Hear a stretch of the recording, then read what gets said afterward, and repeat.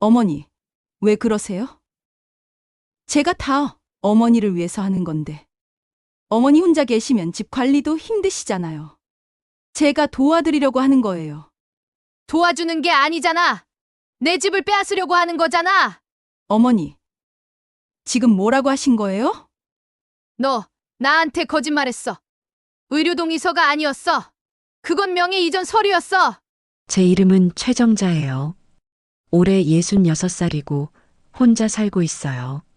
남편은 벌써 10년 전에 세상을 떠났고 아들 민호는 서울에서 직장 생활을 하고 있죠. 처음엔 외로웠지만 이제는 혼자 사는 게 익숙해졌어요. 아침에 일어나서 창문을 열고 마당에 물을 주고 동네 친구들이랑 수다 떨다 보면 하루가 금방 가더라고요. 그런데 지난달이었어요. 며느리 윤지가 갑자기 찾아왔어요. 평소엔 명절 때나 얼굴 보는 사이였거든요. 그날도 별 생각 없이 대문을 열었는데 윤지가 웃으면서 들어오더니 제 손을 꼭 잡는 거예요. 어머니, 이제 혼자 사시지 말고 저희랑 같이 지내요. 순간 귀를 의심했어요. 요즘 젊은 며느리들이 시어머니랑 같이 산다는 게 말이 돼요? 저도 젊었을 때 시어머니 모시는 게 얼마나 힘들었는지 아는데 윤지가 그런 제안을 할 줄은 꿈에도 몰랐죠. 윤지야, 그게 무슨 소리니? 너희들도 바쁜데 내가 왜 짐이 되니? 그랬더니 윤지가 고개를 저으면서 진지하게 말하더라고요. 어머니, 짐이 아니에요. 저희가 어머니를 모셔야죠. 민호도 요즘 어머니 걱정 많이 해요. 혼자 계시면 아프기라도 하시면 어떡하냐고요. 그 말을 듣는데 가슴이 뭉클했어요. 사실 요즘 무릎도 아프고 밤에 혼자 있으면 무섭기도 했거든요. 민호한테는 말 안 했지만 지난주에는 어지러워서 넘어질 뻔한 적도 있었어요. 그래도 너희 집은 좁잖니. 내가 가면 불편할 텐데. 윤지는 웃으면서 제 손을 더 꽉 잡았어요. 괜찮아요, 어머니. 저희가 방 하나 비워뒀어요. 그리고 어머니, 이 집 정리도 제가 다 도와드릴게요. 혼자 하시면 힘드시잖아요. 그때는 정말 고마웠어요. 이렇게 다정한 며느리를 뒀다는 게 감사하더라고요. 친구들한테 자랑하고 싶을 정도였어요. 그래, 그럼 한번 가볼까? 너무 오래 있으면 안 되니까 잠깐만 신세지 마. 윤지는 제 말에 활짝 웃으면서 고개를 끄덕였어요. 어머니, 천천히 생각하세요. 저는 어머니가 편하신 게 제일 중요해요. 그날 저녁 윤지는 제가 좋아하는 된장찌개를 끓여줬어요. 국물 맛이 딱 제 스타일이었죠. 밥을 먹으면서 윤지 얼굴을 보는데 참 착하게 생겼더라고요. 눈빛도 순하고 말투도 공손하고요. 어머니, 내일 제가 다시 올게요. 짐 정리하는 거 도와드릴게요. 윤지가 집으로 돌아간 뒤 저는 거실에 앉아서 한참을 생각했어요. 혼자 사는 게 익숙하긴 하지만 가끔은 외롭거든요. 밤에 TV 보다가 웃을 일이 있어도 혼자 웃고 맛있는 거 해먹어도 혼자 먹고요. 민호랑 윤지 집에 가서 가족들이랑 밥 먹고 수다 떨면 좋겠다는 생각이 들었어요. 다음 날 윤지는 약속대로 일찍 왔어요. 손에는 큰 봉투를 들고 있었는데 제가 좋아하는 약과랑 과일이 가득 들어 있더라고요. 어머니, 이거 드시면서 천천히 정리하세요. 제가 다 도와드릴게요. 윤지는 진짜 부지런했어요. 옷장 정리하고 안 쓰는 물건들 박스에 담고 청소까지 척척 해내더라고요. 저는 그냥 옆에서 지켜보기만 했는데도 피곤해서 윤지한테 미안할 정도였어요. 윤지야, 너 힘들 텐데 쉬엄쉬엄 해라. 윤지는 땀을 닦으면서도 웃었어요. 괜찮아요, 어머니. 이것도 다 효도죠. 그 말에 제 마음이 또 흔들렸어요. 이런 며느리를 만난 게 복이구나 싶었죠. 일주일 후 저는 민호네 집으로 이사를 갔어요. 짐은 많지 않았어요. 옷 몇 벌이랑 사진첩, 그리고 남편이 쓰던 시계 하나. 그게 다였어요. 윤지가 준비해준 방은 생각보다 넓고 깨끗했어요. 창문으로 햇살도 잘 들어오고 침대도 푹신하더라고요. 어머니, 여기서 편히 쉬세요. 필요한 거 있으면 언제든 말씀하세요. 그날 밤 저는 새 방에 누워서 천장을 바라봤어요. 낯선 곳이었지만 이상하게 마음이 따뜻했어요. 이제 혼자가 아니구나. 가족들이랑 함께 있구나. 그런 생각을 하니까 눈물이 났어요. 그때는 몰랐죠. 이 따뜻함이 얼마나 짧게 끝날지. 민호네 집에서 산 지 한 달쯤 됐을 때예요. 처음 몇 주는 정말 좋았어요. 윤지는 아침마다 제가 좋아하는 미역국을 끓여줬고, 민호는 퇴근하면 제 방에 들러서 안부를 물어봤죠. 저녁엔 셋이서 거실에 모여 TV를 보면서 웃고 떠들고 마치 옛날 민호가 어렸을 때로 돌아간 것 같았어요. 동네 친구 경숙이한테 전화했을 때도 자랑했어요. 경숙아, 우리 며느리가 정말 착해. 아침마다 밥 챙겨주고 병원 갈 때도 같이 가주고. 요즘 이런 며느리가 어디 있니?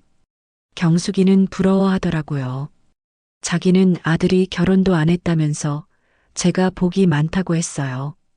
그 말을 들으니까 기분이 참 좋았어요. 그런데 조금씩, 아주 조금씩 이상한 느낌이 들기 시작했어요. 어느 날 아침이었어요. 저는 날씨가 좋아서 동네 산책이라도 하려고 현관문을 여는데 윤지가 부엌에서 얼른 나오더니 제 앞을 막았어요. 어머니, 어디 가세요? 응, 날씨가 좋아서 잠깐 산책하려고. 윤지는 걱정스러운 표정을 지었어요. 어머니, 요즘 길이 미끄러워서 위험해요. 넘어지시면 큰일 나요. 그냥 집에 계세요. 제가 저녁에 같이 나가드릴게요. 처음엔 고마운 마음이었어요. 며느리가 제 걱정을 해주는구나 싶었죠. 그래서 그날은 집에 있었어요. 그런데 이틀 후에도, 사흘 후에도 똑같은 일이 반복됐어요. 제가 밖에 나가려고 하면 윤지는 꼭 말렸어요. 어머니, 오늘은 미세먼지가 심해요. 어머니, 감기 걸리실까봐 걱정돼요. 어머니, 무릎 안 좋으시잖아요. 쉬세요. 처음엔 그러려니 했는데 점점 답답해지기 시작했어요. 제가 66살이지 80살도 아닌데 왜 이렇게 저를 집에만 있게 하려는 건지 이해가 안 갔죠. 그러던 어느 날 경숙이한테서 전화가 왔어요. 오랜만에 목소리를 들으니까 반가워서 신나게 떠들고 있었어요. 그런데 갑자기 윤지가 제 옆에 와서 서 있는 거예요. 웃으면서요. 어머니, 누구랑 통화하세요? 저는 핸드폰을 귀에서 살짝 떼면서 대답했어요. 경숙이야.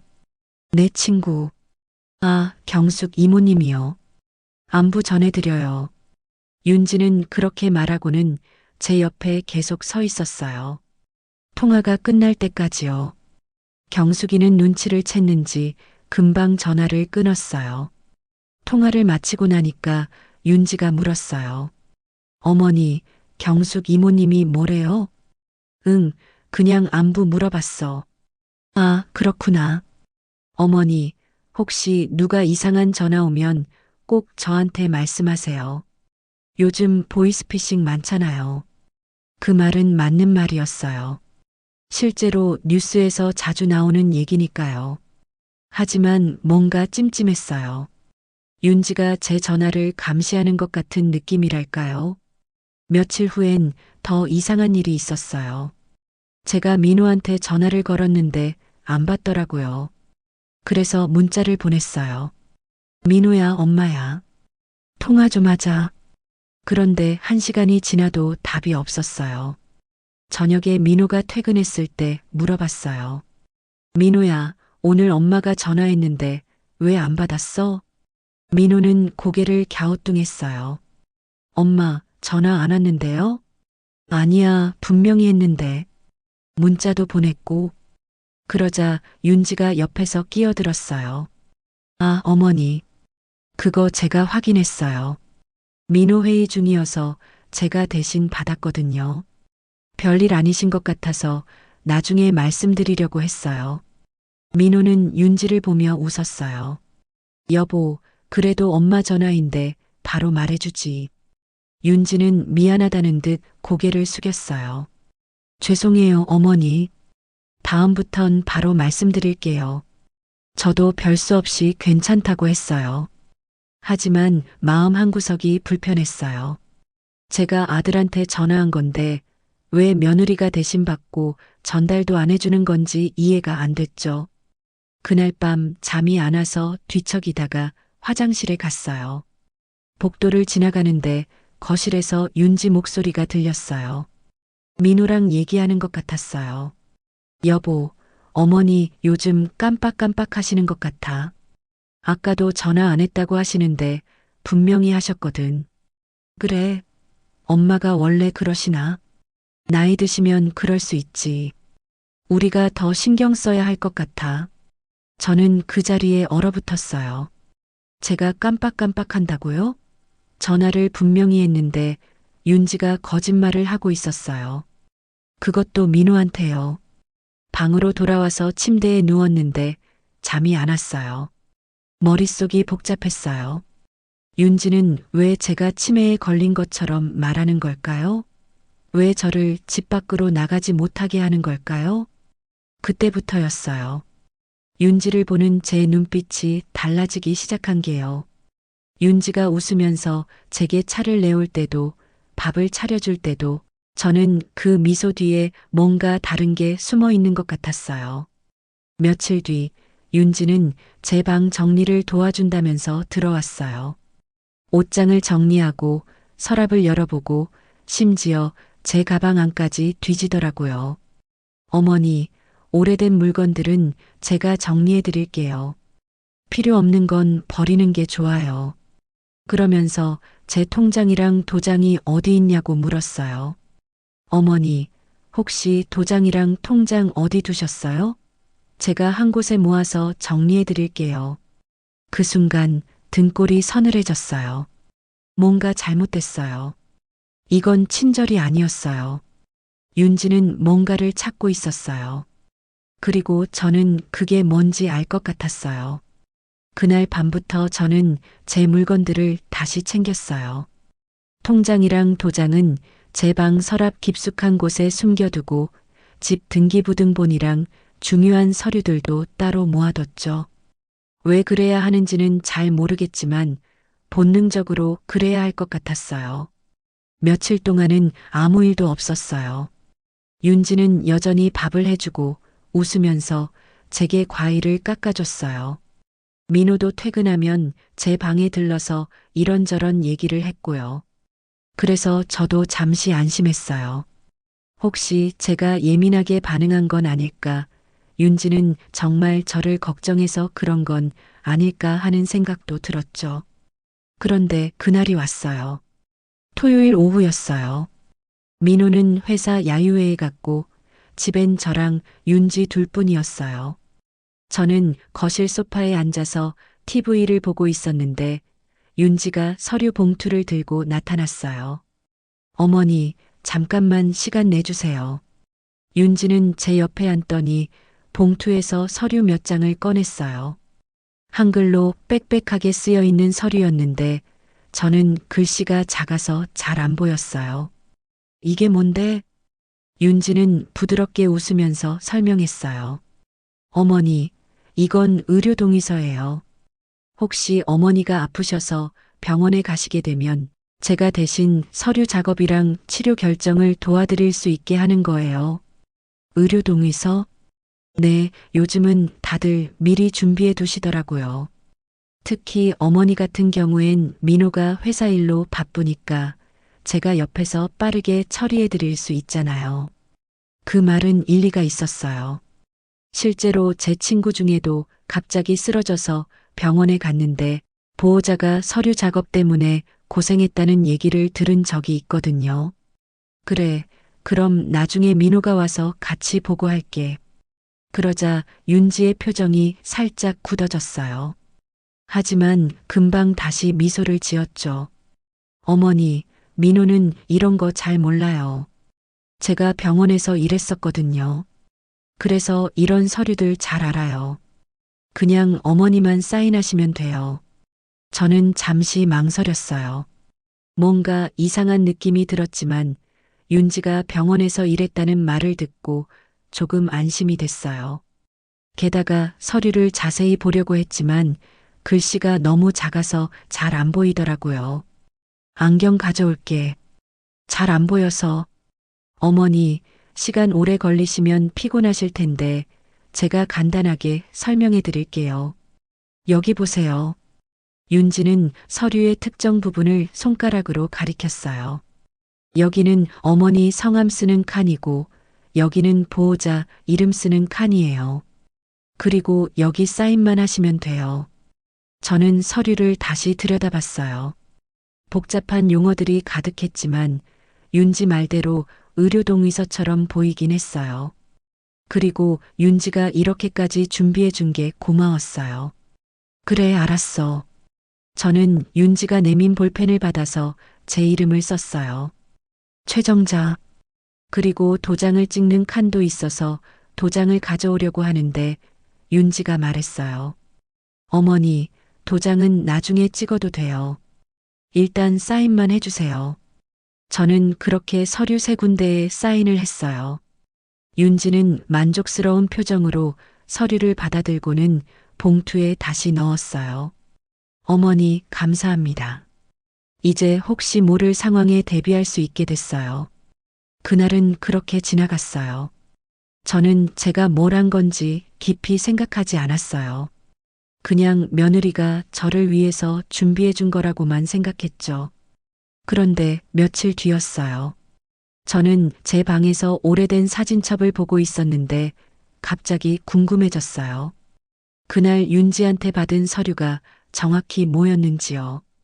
의료동의서라고 했는데 그게 어떤 내용인지 다시 확인하고 싶었어요.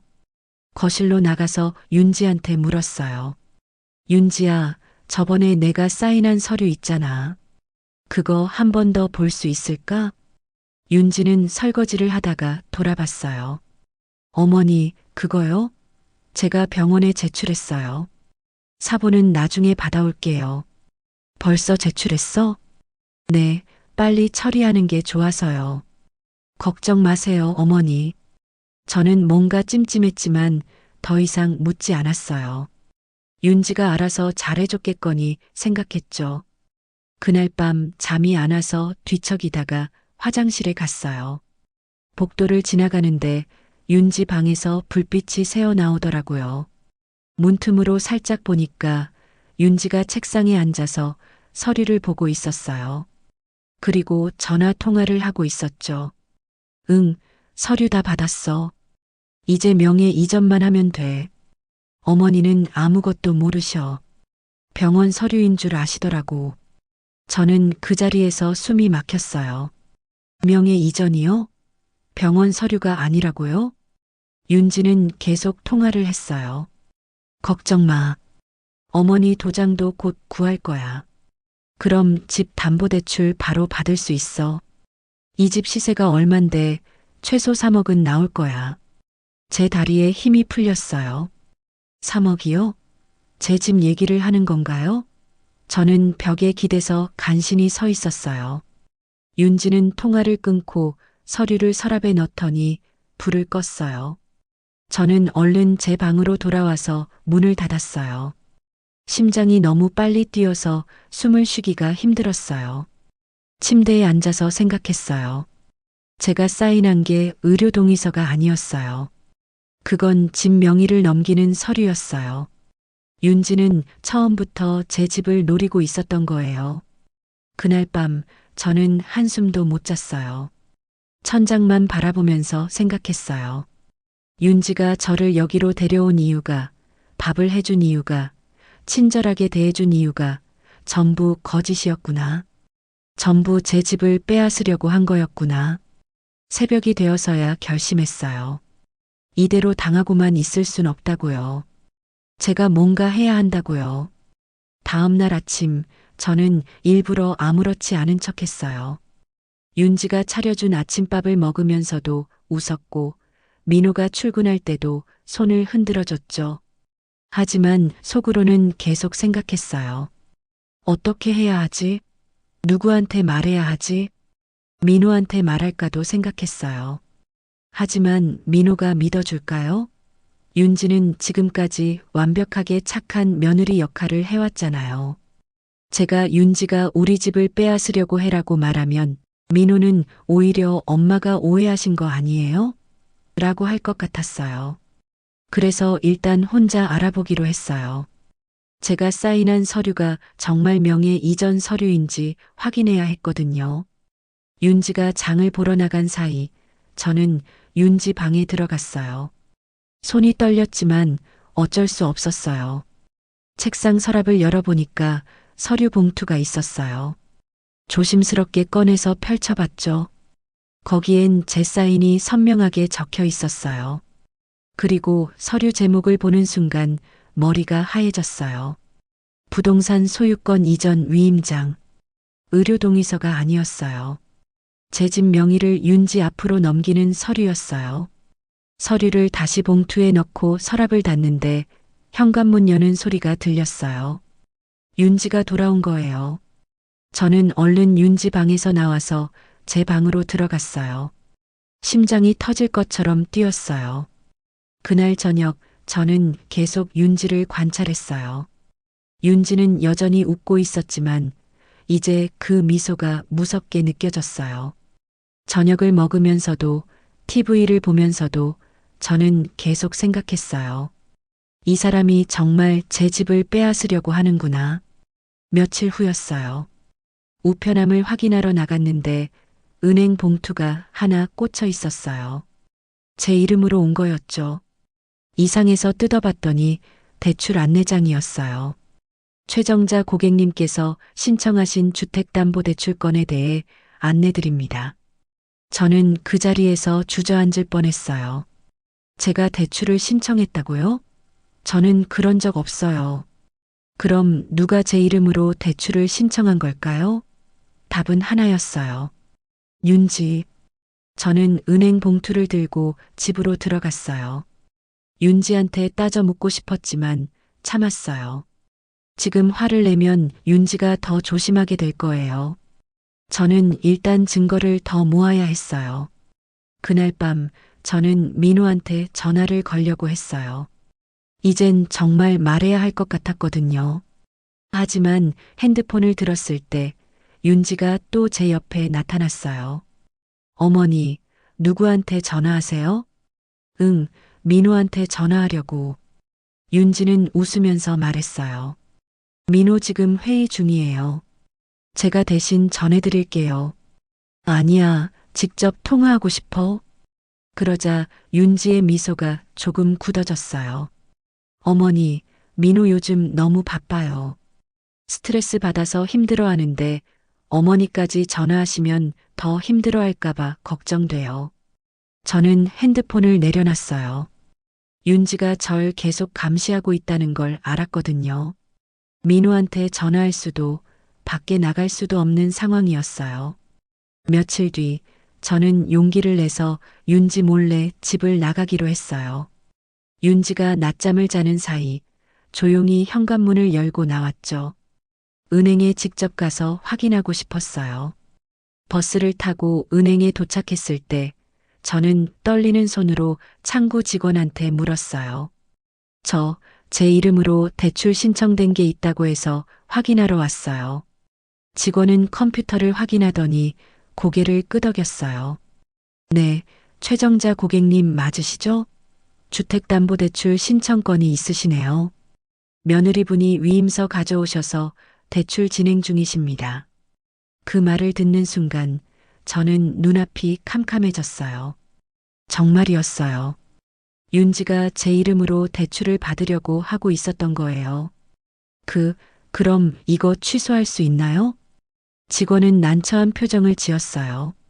고객님께서 직접 사인하신 위임서가 있으셔서요.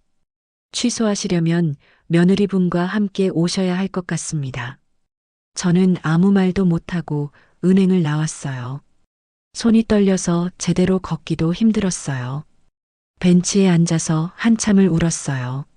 제가 얼마나 바보였는지, 얼마나 쉽게 속았는지 너무 화가 났어요. 집으로 돌아오는 길에 핸드폰이 울렸어요. 윤지였어요. 어머니, 어디 가셨어요? 집에 안 계셔서 깜짝 놀랐잖아요. 저는 최대한 침착하게 대답했어요. 응, 잠깐 산책하러 나왔어. 어머니, 제가 말씀드렸잖아요. 혼자 나가시면 위험하다고요. 빨리 들어오세요. 윤지의 목소리는 차가웠어요. 더 이상 다정하지 않았어요. 집에 도착했을 때 윤지는 현관에 서서 저를 기다리고 있었어요. 웃고 있었지만 그 눈빛은 웃지 않고 있었어요. 어머니, 어디 다녀오셨어요?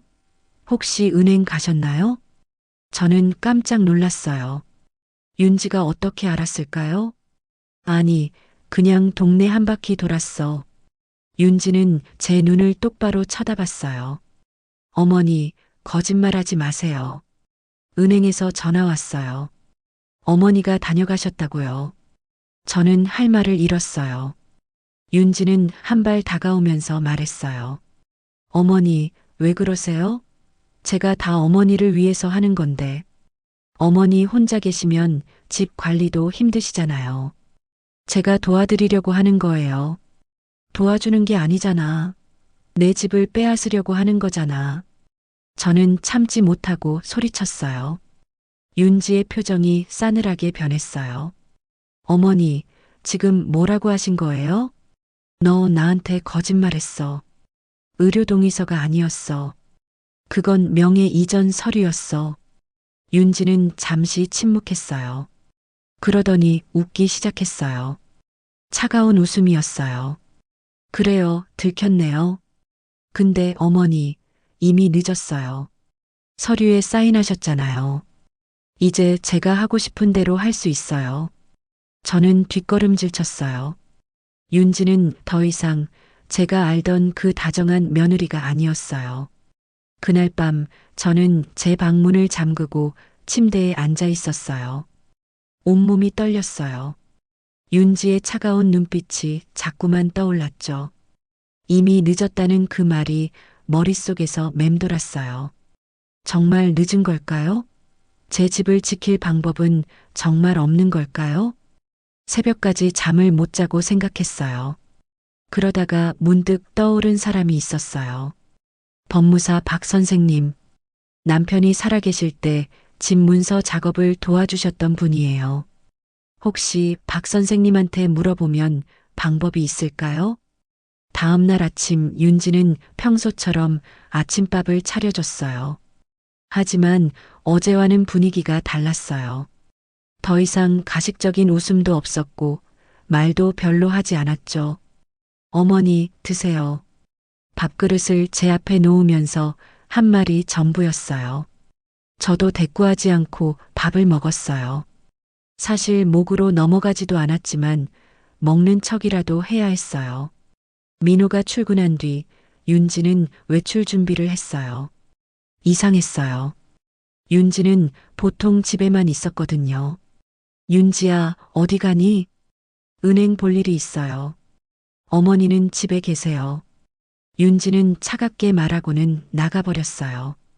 이게 기회였어요. 저는 얼른 핸드폰을 들고 박 선생님께 전화를 걸었어요. 여보세요, 박 선생님? 저 최정자예요.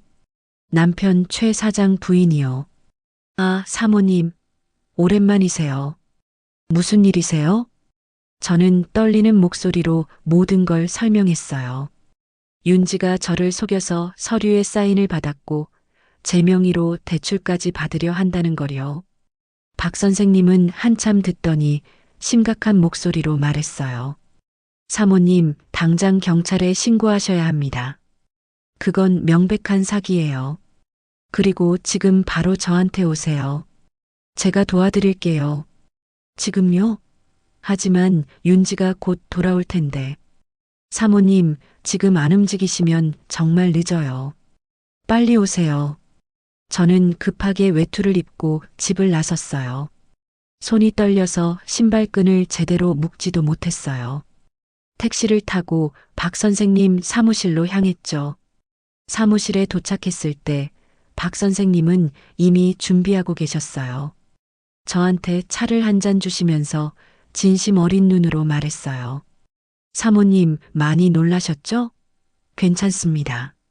아직 늦지 않았어요. 정말요? 제가 이미 사인을 했는데도요? 박 선생님은 고개를 끄덕였어요.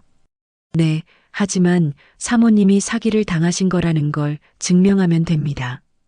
며느리분이 사모님을 속이고 서류에 사인을 받았다는 증거가 있으면 무효 처리할 수 있어요. 증거요? 네, 예를 들면 며느리분이 그게 의료동의서라고 거짓말한 증거, 혹은 사모님 몰래 진행한 일들에 대한 기록 같은 거요. 저는 생각했어요. 증거가 뭐가 있을까요? 그때 문득 떠올랐어요. 윤지가 전화 통화하던 게요. 명예 이전하면 3억은 나온다고 했던 그 말이요. 선생님, 그날 밤에 윤지가 전화하면서 말하는 걸 들었어요. 제 집을 담보로 대출받겠다고요. 그럼 녹음하신 건 있나요? 아니요. 그냥 우연히 들었어요. 박 선생님은 잠시 생각하더니 말했어요. 사모님, 일단 제가 위임서 무효 처리 절차를 시작하겠습니다. 그리고 사모님은 며느리분의 행동을 증명할 수 있는 걸 최대한 모아주세요. 문자 메시지, 통화 기록, 뭐든지요. 알겠습니다. 박 선생님은 제 손을 꼭 잡으면서 말했어요. 사모님, 걱정 마세요. 제가 도와드릴게요. 최 사장님이 살아계셨다면 저한테 이걸 부탁하셨을 거예요. 그 말에 눈물이 났어요. 박 선생님은 정말 남편의 오랜 친구셨거든요. 사무실을 나와서 집으로 돌아가는 길, 저는 조금 마음이 놓였어요. 아직 희망이 있다는 걸 알았으니까요. 하지만 동시에 두려웠어요. 윤지한테 들키면 어떡하지? 집에 도착했을 때 윤지는 이미 돌아와 있었어요. 거실 소파에 앉아서 저를 기다리고 있었죠.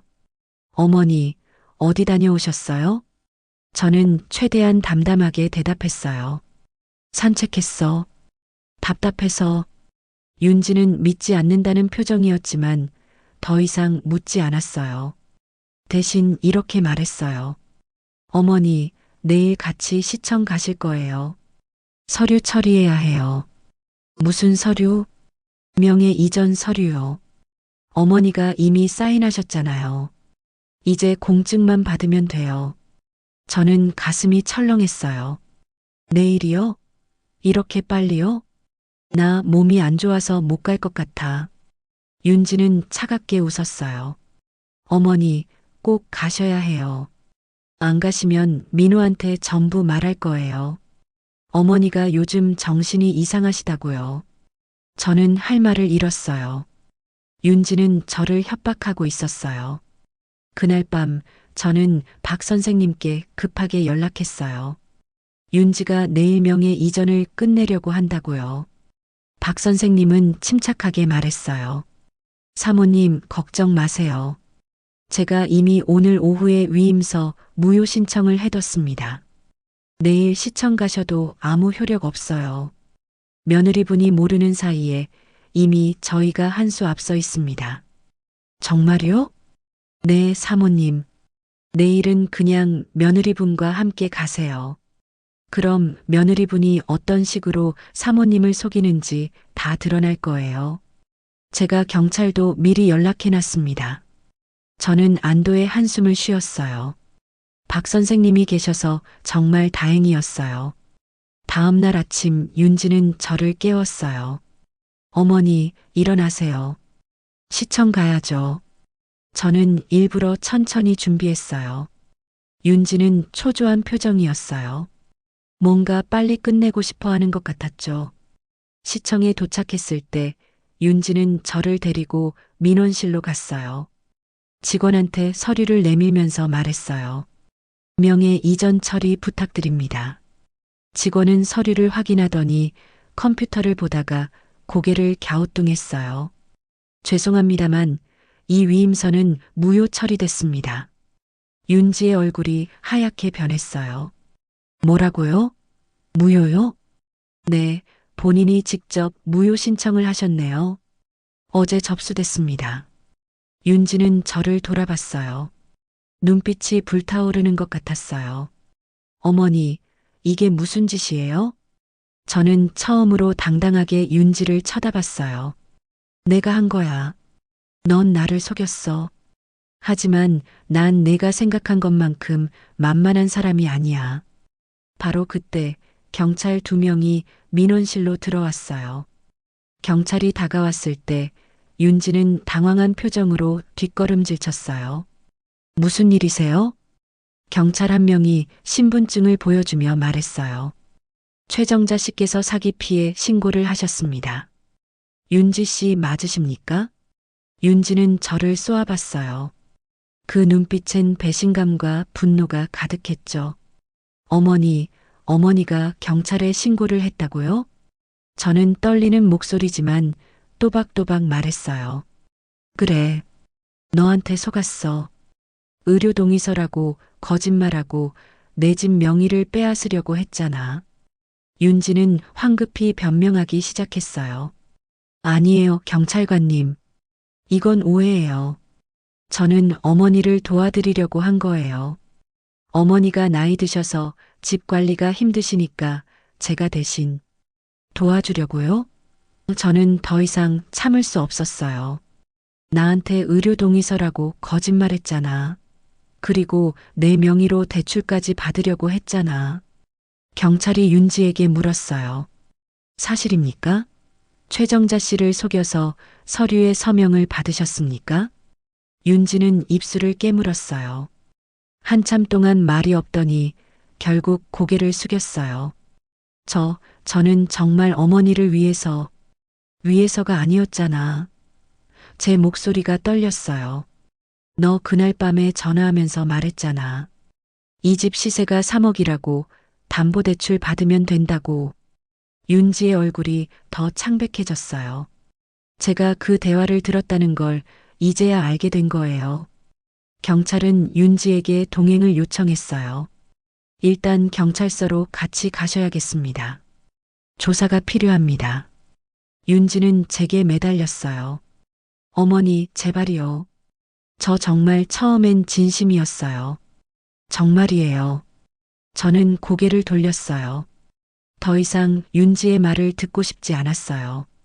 경찰서에서 조사를 받는 동안 저는 박 선생님과 함께 있었어요.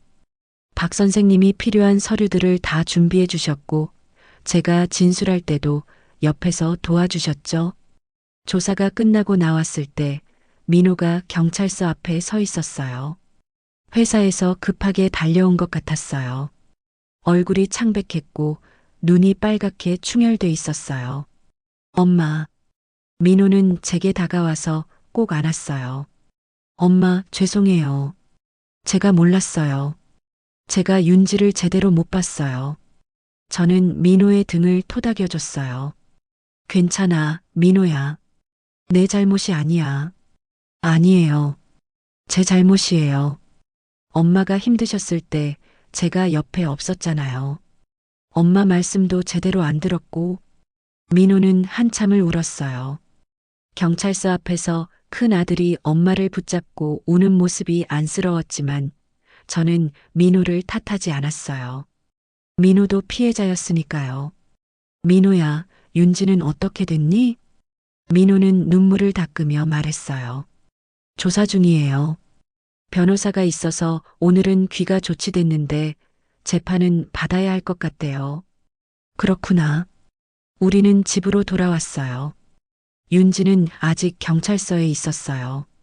집은 텅 비어 있었고 이상하게 조용했어요. 민호는 제 짐을 싸면서 말했어요. 엄마, 원래 집으로 돌아가세요. 여긴 이제 안 좋은 기억만 있잖아요. 저도 그게 좋을 것 같았어요. 이 집에 있으면 자꾸 윤지 생각이 나고 속았던 제 자신이 바보같이 느껴졌거든요. 짐을 싸는 동안 민호는 계속 죄송하다는 말을 반복했어요. 엄마, 제가 정말 잘못했어요. 윤지가 그렇게 변할 줄 몰랐어요. 민호야, 사람은 원래 돈 앞에서 약해지는 법이야. 윤지도 처음엔 착한 애였을 거야. 그래도 엄마한테 그러면 안 되는 거잖아요. 저는 민호의 손을 잡았어요. 민호야, 너무 자책하지 마. 엄마는 괜찮아. 오히려 엄마가 더 강해진 것 같아. 정말이었어요. 이 일을 겪으면서 저는 제가 생각했던 것보다 강한 사람이라는 걸 알게 됐어요. 혼자서도 싸울 수 있고 제 것을 지킬 수 있다는 걸요. 집으로 돌아온 날 저는 오랜만에 제 집 마당을 바라봤어요. 꽃들이 시들어 있었지만 여전히 정겹더라고요. 역시 집은 내 집이 제일이에요. 며칠 후 민호한테서 연락이 왔어요. 윤지가 정식으로 기소됐다는 내용이었어요. 사기와 문서 위조 혐의로요. 엄마, 윤지가 엄마한테 용서를 구하고 싶대요. 한 번만 만나주실 수 있어요? 저는 잠시 고민했어요. 윤지를 다시 보고 싶지 않았지만 한편으로는 궁금했어요. 윤지가 대체 왜 그랬는지, 정말 처음부터 저를 속이려고 했던 건지요. 알았어. 한번 만나볼게. 일주일 후 저는 윤지를 만났어요. 카페였는데 윤지는 많이 야위어 있었어요. 화장기 없는 얼굴은 창백했고 눈가엔 다크서클이 짙었어요. 어머니, 윤지가 저를 보자마자 눈물을 흘렸어요. 어머니, 정말 죄송해요. 변명의 여지가 없어요. 저는 커피를 한 모금 마시고 물었어요. 윤지야, 처음부터 계획한 거였니? 윤지는 고개를 저었어요. 아니에요. 처음엔 정말 어머니를 모시고 싶었어요. 민호가 어머니 걱정하는 걸 보면서 저도 효부가 되고 싶었어요. 그럼 언제부터 달라진 거니? 윤지는 한참을 침묵하다가 입을 열었어요. 제가 사업을 한 적이 있었어요. 온라인 쇼핑몰이었는데 실패했어요. 빚이 너무 많이 생겼어요. 민호한테는 말 못했어요. 민호가 실망할까봐. 저는 조용히 들었어요. 어느 날 어머니 집 시세를 우연히 알게 됐어요. 3억이 넘는다는 걸요. 그때부터 자꾸 생각이 났어요. 저 집만 있으면 제 빚을 다 갚을 수 있을 텐데. 어머니는 혼자 사시는데 왜 저렇게 큰 집이 필요하실까? 윤지는 울면서 계속 말했어요. 처음엔 그냥 생각만 했어요. 근데 점점 그 생각이 커졌어요. 제 머릿속을 가득 채웠어요. 그래서 결국 그렇게 된 거예요. 저는 윤지를 보면서 복잡한 감정이 들었어요. 화도 나고 서운하기도 하고 한편으로는 불쌍하기도 했어요. 윤지야, 나한테 말했으면 어땠을까? 내가 힘들다고, 빚이 있다고 솔직하게 말했으면. 윤지는 더 세게 울었어요. 죄송해요. 어머니한테 짐이 되고 싶지 않았어요. 그래서 혼자 해결하려고 했는데 방법이 그것밖에 생각이 안 났어요. 저는 한숨을 쉬었어요. 윤지야, 효심은 진심에서 나와야 해. 내가 나한테 한 건 효심이 아니야. 그냥 사기였어. 알아요. 제가 너무 잘못했어요. 우리는 한동안 말없이 앉아 있었어요. 윤지의 울음소리만 카페에 울려 퍼졌죠. 헤어질 때 윤지가 마지막으로 말했어요. 어머니, 저 언젠가 다시 진짜 효부가 되고 싶어요. 시간이 오래 걸리더라도 어머니한테 용서받고 싶어요. 저는 아무 대답도 하지 않았어요. 용서할 수 있을지 아직 모르겠었거든요. 그냥 조용히 카페를 나왔어요. 윤지와 만나고 돌아온 날 밤 저는 잠을 못 이뤘어요. 윤지의 눈물이 자꾸 생각났거든요. 그 눈물이 진짜였을까요? 아니면 그것마저도 연기였을까요? 다음 날 아침 민호한테서 전화가 왔어요. 엄마, 어제 윤지 만나셨죠? 어떠셨어요? 응, 만났어. 많이 야위었더라. 민호는 한숨을 쉬었어요. 엄마, 저 윤지랑 이혼하려고요. 그 말을 듣는 순간 가슴이 철렁했어요. 이혼이요? 물론 윤지가 잘못한 건 맞지만 이혼까지 갈 줄은 몰랐어요. 민호야, 너 괜찮겠니? 괜찮아요, 엄마. 저도 많이 생각해 봤어요. 윤지가 엄마한테 한 짓을 보면서 이 사람이랑 앞으로 어떻게 살아가나 싶었어요. 신뢰가 다 깨졌어요. 민호의 목소리는 담담했지만 그 안에 담긴 상처가 느껴졌어요. 엄마, 제가 윤지를 사랑했던 건 맞아요. 근데 윤지가 돈 때문에 엄마한테 그런 짓을 하는 걸 보면서 이 사람의 진짜 모습을 본 것 같아요. 민호야, 윤지도 빚 때문에 힘들었나 봐. 사람은 절박하면 이상한 선택을 하기도 해. 그래도 엄마한테 그러면 안 되는 거잖아요. 차라리 저한테 말했어야죠. 왜 혼자서 그런 생각을 한 건지 이해가 안 가요. 저도 민호 말이 맞다고 생각했어요. 하지만 한편으로는 윤지가 불쌍하기도 했어요. 얼마나 막막했으면 그런 선택을 했을까요? 재판이 시작된 건 한 달 후였어요. 저도 증인으로 법정에 섰어요. 판사 앞에서 제가 겪었던 일들을 하나하나 설명했죠. 윤지가 어떻게 저를 속였는지, 어떻게 제 집을 빼앗으려고 했는지요. 윤지는 피고인석에 앉아서 고개를 숙이고 있었어요. 한 번도 저를 쳐다보지 않았죠. 검사가 물었어요. 피고인 윤지 씨, 피해자를 속여서 서류에 서명을 받은 것이 사실입니까? 윤지는 작은 목소리로 대답했어요. 네, 사실입니다. 왜 그런 행동을 하셨습니까?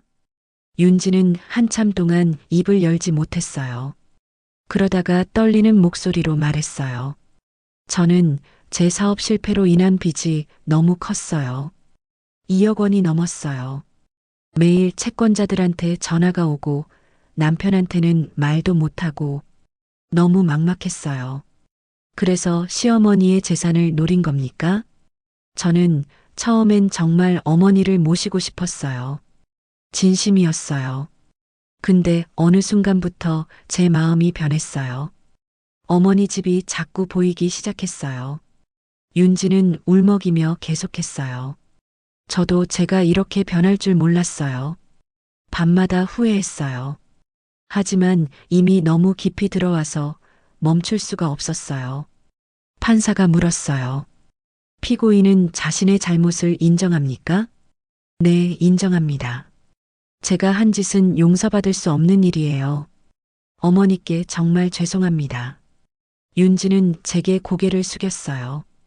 그 모습을 보면서 저는 복잡한 심경이었어요. 재판이 끝나고 변호사 선생님이 제게 말했어요. 피고인이 잘못을 인정했고 초범이라서 실형은 면할 것 같습니다. 아마 집행유예가 나올 거예요. 그렇군요. 그리고 피해자님께서 합의를 원하신다면 형이 더 줄어들 수도 있습니다. 저는 고개를 저었어요. 합의는 하고 싶지 않아요. 윤지가 한 일은 분명히 대가를 치러야 해요. 집으로 돌아오는 길 민호가 저를 배웅해 줬어요.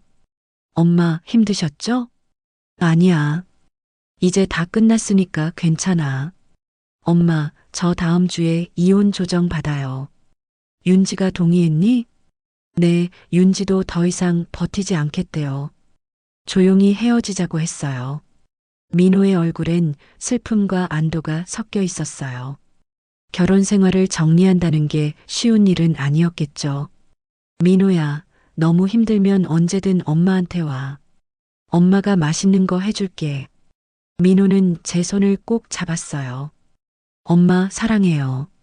그리고 정말 죄송해요. 민호야, 이제 그만 미안하다고 해. 엄마는 내가 건강하고 행복하게 사는 게 제일 중요해. 일주일 후 판결이 나왔어요. 윤지는 사기죄로 징역 1년에 집행유예 2년을 선고받았어요. 그리고 사회봉사 200시간이 추가됐죠. 민호한테서 연락이 왔어요. 엄마, 윤지가 엄마한테 편지를 쓰고 싶대요. 받아주실 수 있어요? 저는 잠시 고민했어요. 윤지의 편지를 받고 싶지 않았지만 거절하기도 뭔가 찜찜했어요. 알았어. 받아볼게. 며칠 후 편지가 도착했어요. 하얀 봉투에 제 이름이 정갈하게 쓰여 있었죠. 저는 한참을 편지를 들고 있다가 조심스럽게 뜯었어요. 어머니께, 어머니, 안녕하세요. 윤지입니다. 먼저 제가 어머니께 저지른 끔찍한 일에 대해 다시 한번 진심으로 사과드립니다. 제가 한 행동은 어떤 이유로도 정당화될 수 없습니다. 저는 지금 매일 후회하며 살고 있습니다. 밤마다 어머니 얼굴이 떠올라요. 제가 어머니를 얼마나 힘들게 했는지, 얼마나 배신했는지 생각하면 숨을 쉴 수가 없어요. 어머니, 저는 돈 때문에 제 자신을 잃어버렸어요. 빚에 쫓기면서 제 마음이 점점 추해졌어요. 처음엔 정말 어머니를 모시고 싶었어요. 좋은 며느리가 되고 싶었어요. 근데 어느 순간부터 그 마음이 변질됐어요. 변명이 아니라 제가 왜 그랬는지 어머니께 알려드리고 싶어서 이 편지를 씁니다. 저는 제 사업 실패를 남편한테 말하지 못했어요. 남편이 실망할까봐 두려웠어요. 그래서 혼자 해결하려고 했고 그 과정에서 잘못된 선택을 했어요. 어머니, 저는 이제 모든 걸 잃었어요. 남편도 가족도 제 자존심도요. 하지만 그게 당연한 대가라고 생각해요. 언젠가 정말 먼 훗날이라도 저는 다시 진짜 효부가 되고 싶어요. 시간이 얼마나 걸리든 어머니께 용서받고 싶어요. 그게 제가 살아가는 이유가 될 것 같아요. 어머니 건강하세요. 그리고 행복하세요. 죄송합니다. 윤지올림. 편지를 다 읽고 나니까 눈물이 났어요. 윤지도, 저도, 민호도 모두가 상처를 받았어요. 돈이라는 게 이렇게 무서운 거구나 싶었어요. 저는 편지를 접어서 서랍에 넣었어요. 언젠가 다시 읽을 날이 올까요? 모르겠어요. 지금은 아직 윤지를 용서할 수 없어요. 하지만 시간이 지나면 언젠가는 이 아픔도 추억이 될 거예요. 그날 밤 저는 마당에 나가서 별을 바라봤어요. 남편이 하늘에서 저를 보고 있을까요? 여보, 나 잘 지키고 있어. 우리 집, 우리 민호 다 잘 지키고 있어. 바람이 불어와서 제 뺨을 스쳤어요. 남편이 대답하는 것 같았어요. 그 일이 있고 나서 6개월이 지났어요. 계절이 2번 바뀌었죠. 무더웠던 여름이 지나고 단풍이 지더니 어느새 겨울이 왔어요. 저는 다시 혼자 살고 있어요. 예전처럼 아침에 일어나서 창문을 열고 마당에 물을 주고 동네 친구들이랑 수다 떨면서 하루를 보내요. 처음에는 또 외로울 줄 알았어요. 하지만 이상하게도 그렇지 않더라고요. 오히려 마음이 편했어요. 제 집에서 제가 원하는 대로 살 수 있다는 게 얼마나 소중한 건지 다시 깨달았거든요. 민호는 한 달에 2~3번씩 찾아와요. 혼자 오기도 하고 가끔은 친구들이랑 같이 오기도 해요. 제가 맛있는 거 해주면 잘 먹고 밤늦게까지 수다 떨다가 가죠. 엄마, 괜찮으세요? 혼자 지내시는 거? 민호는 올 때마다 물어봐요. 괜찮아. 엄마 생각보다 잘 살고 있어. 외롭진 않으세요? 외롭지. 근데 외로운 게 나쁜 건 아니더라. 오히려 나 자신이랑 친해지는 시간이야. 민호는 제 말에 안심하는 표정을 지어요. 이혼하고 나서 민호도 많이 변했어요. 예전보다 더 자주 연락하고 더 자주 찾아오고 더 많이 웃어요. 엄마, 제가 요즘 누구 만나고 있어요. 어느 날 민호가 조심스럽게 말했어요. 그래, 좋은 사람이니? 네, 착하고 솔직한 사람이에요. 나중에 엄마한테 소개시켜 드릴게요. 저는 민호의 손을 꼭 잡았어요. 민호야, 이번엔 천천히 해. 서두르지 말고 그 사람을 잘 알아가. 알아요, 엄마. 이번엔 실수 안 할 거예요. 민호의 얼굴에 다시 밝은 빛이 돌았어요. 그 모습을 보니까 제 마음도 따뜻해졌어요. 지난주엔 경숙이랑 다른 친구들이랑 여행을 다녀왔어요. 강원도 산골 마을에 있는 작은 펜션이었는데 경치가 정말 좋더라고요. 정자야, 너 요즘 표정이 참 좋아졌다.